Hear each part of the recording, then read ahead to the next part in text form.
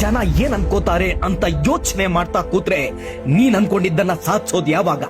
ಈ ಚಿಕ್ಕ ಕತೆ ಕೇಳಿ ನಿನ್ನ ಬದುಕೆ ಬದಲಾಗಬಹುದು.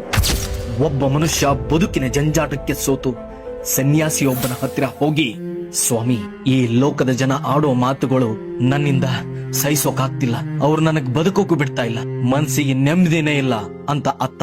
ಸನ್ಯಾಸಿ ಅವನ ಕೈಗೆ ಬಟ್ಟಲನ್ನ ಕೊಟ್ಟು ಹೇಳಿದ, ನೋಡು ಮಗು, ನದಿಗೆ ಹೋಗಿ ಬಟ್ಟಲು ತುಂಬಾ ನೀರು ತುಂಬಿಕೊಂಡು ಈ ಇಡೀ ಊರನ್ನ ಒಂದು ಸುತ್ತುಕೊಂಡು ಬಾ.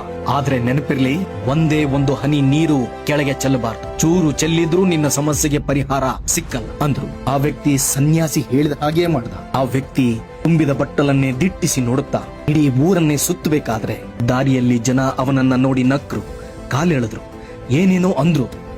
ಆದ್ರೆ ಅವನಿಗೆ ಅದು ಯಾವುದೂ ಕೇಳಿಸ್ತಾ ಇಲ್ಲ, ಕಾಣಿಸ್ಲೂ ಇಲ್ಲ. ಅವನ ಗಮನ ಮತ್ತು ದೃಷ್ಟಿ ಆ ನೀರಿನ ಮೇಲೆ ಮಾತ್ರ ಇತ್ತು. ಹಾಗೆ ಒಂದು ಹನಿಯೂ ಚೆಲ್ಲದಂತೆ ಸನ್ಯಾಸಿಯ ಮುಂದೆ ಬಂದು ಆ ಬಟ್ಟಲನ್ನಿಟ್ಟ. ಆಗ ಸನ್ಯಾಸಿ ನಕ್ಕು ಕೇಳಿದ್ರು, ಏನಪ್ಪಾ, ದಾರಿಯಲ್ಲೇ ಜನ ನಿನಗೆ ಬೈದದ್ದು, ನಿನ್ನ ಬಗ್ಗೆ ಆಡ್ಕೊಂಡಿದ್ದು ನಿನಗೆ ಕೇಳಿಸ್ತಾ? ಅದಕ್ಕವನು, ಇಲ್ಲ ಸ್ವಾಮಿ, ನನ್ನ ಪ್ರಾಣವೆಲ್ಲ ಆ ಬಟ್ಟಲು ನೀರಿನ ಮೇಲೆ ಇತ್ತು, ಹಾಗಾಗಿ ನನಗೆ ಬೇರೆ ಯಾವುದು ಕಾಣಿಸ್ಲೂ ಇಲ್ಲ, ಕೇಳಿಸ್ಲೂ ಇಲ್ಲ ಅಂದ. ಆಗ ಸನ್ಯಾಸಿ ಅವನ ಹೆಗಲ ಮೇಲೆ ಕೈ ಹಾಕಿ ಹೇಳಿದ್ರು, ನೋಡು, ಇದುವೇ ನಿನಗೆ ಜೀವನದ ಪಾಠ. ನಿನ್ನ ಗುರಿ ನಿನ್ನ ಕಣ್ಣು